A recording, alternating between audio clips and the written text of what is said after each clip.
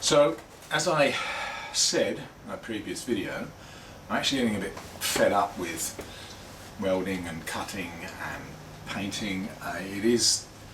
It takes a lot of effort to really keep involved with the car, and there have been lots of times that I'm pretty fed up with it because it is such a huge job.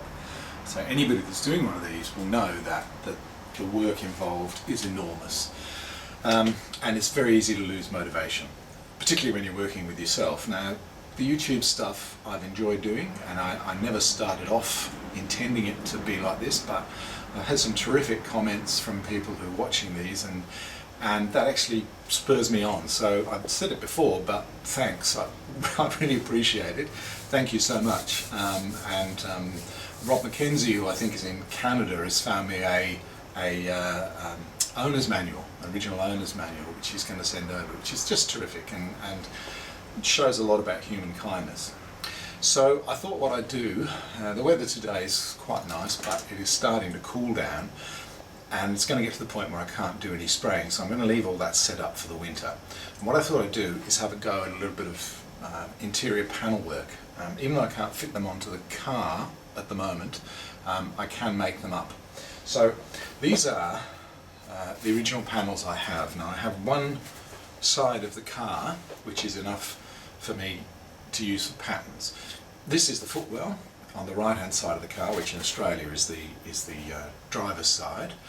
This one has a hole in it. The one on the other side of the car doesn't have a hole in it. It's a bit odd, but I'm led to believe that this is just to give it a little bit more foot room for the accelerator pedal on the right hand drive cars. So the hole, there is a piece of vinyl which is glued straight onto the metal on the inside, and then this piece just fits in like that and is of course screwed in place. This is made out of masonite or hardboard. I don't know whether you can still buy masonite or not. I suppose it's a little bit like MDF, but it's probably a little bit harder. They've used 2 or 3 different types of products in the trim work, which is interesting, and I don't really know why they would do that, but they did. So that's a fairly easy piece which shouldn't be too difficult to make. This is one of the rear quarter panels. Now this is not a Longbridge car, so this quarter panel is much more involved. I think the Longbridge cars just have a little curved piece like that, but this actually covers the whole panel, and of course the back seats sit up against it. This is made of plywood, as you can see, and is very, very worse for wear. There's a nice piece of timber along the inside there, which is, I think, it looks to me like beech, but it fits inside the door frame, and I'm pretty convinced that that's reusable, and I've got both of these quarter panels, so that's going to work out quite well for me. The other piece is this metal bit on the top here, which you can see, and that just gives shape to the piece and also sits on top of the quarter panel, and then when the hood is folded it sort of sits in the hood, sticks sit in there. I think that's probably supposed to be covered with carpet, but I don't know, we'll work that out. This is riveted in place. If I come a bit closer to the camera you might be able to just see the back side of these rivets here. There's 1, 2, 3, 4, 5 of those, and if I turn it over you can just see underneath the cloth there's the other rivet just there, so they're just hammered over. I haven't got any of those, but I can probably use something or make something up.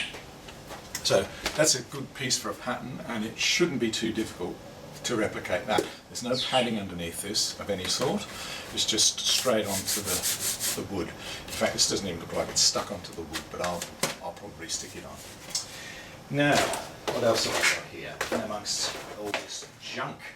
These are the interior door pieces, and there's not much you can say about these except that that's hardboard again, and this is some sort of cardboard. There is a name for it, but I'm not sure what it is. Clearly doesn't handle the moisture very well. You can see that's really quite rotten. The other thing is it's been stitched around the area, all around the outside and along here. I've seen reproduction ones stitched. I think John Skinner's in the UK stitched them. I'm not sure whether AH Spares do or not. You can't really see the stitching, so I don't really know why they did that. I suppose it's a decoration of some sort. I may stitch or I may not. We'll see how I feel.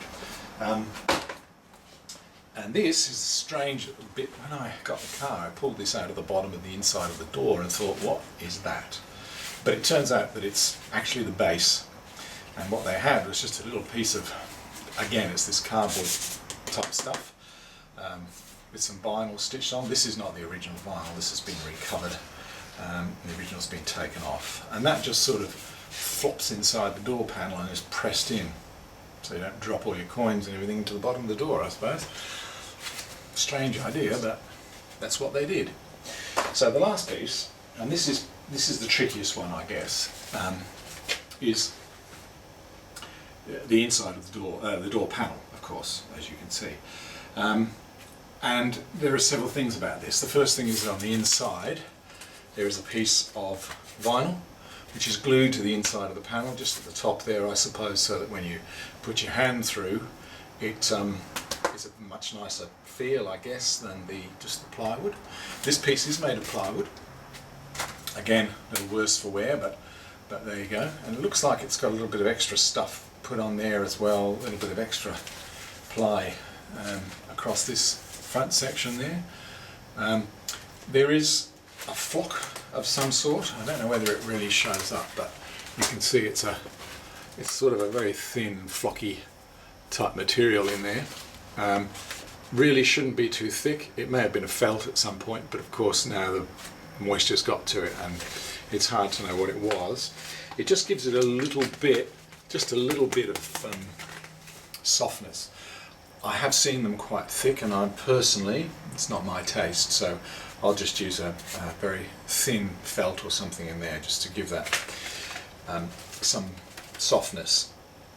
Now, of course, the main thing about this is, as you will know, is that it has a row of stitching right around the outside.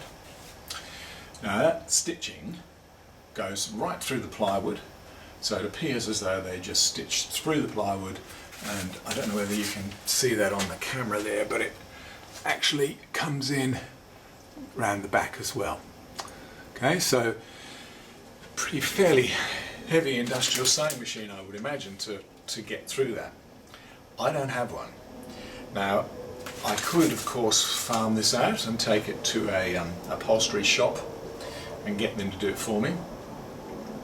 I like to do things myself, as you can probably gather, and I figure that I haven't got much to lose except a little bit of plywood, so I'm going to have a go at doing this myself, and I've thought about how I'm going to do it.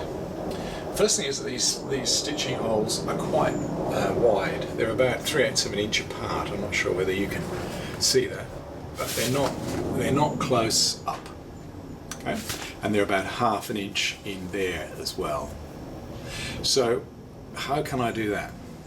Well, initially I thought that what I'd come up with is some sort of guide and make up a piece of aluminium angle and drill holes through it at 10mm intervals, fit it on here, and then just drill through the plywood.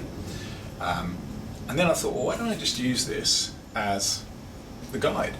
So I'll make a new piece, 2 new pieces, and I'll clean out all these holes that have still got thread in them so they can be used for guide holes, and then I'll put this over the top, clamp it down so it doesn't move around, and I'll go through and just punch each one of these holes by hand in the plywood, which will give me a row of holes in the plywood, clearly.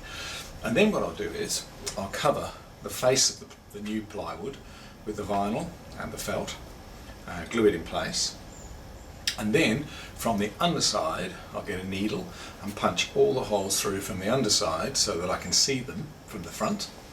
I'll then glue the back on, and then I'll stitch by hand each one of these, sitting in front of the fire at night on a cold evening with a glass or 2 of Australian red, possibly.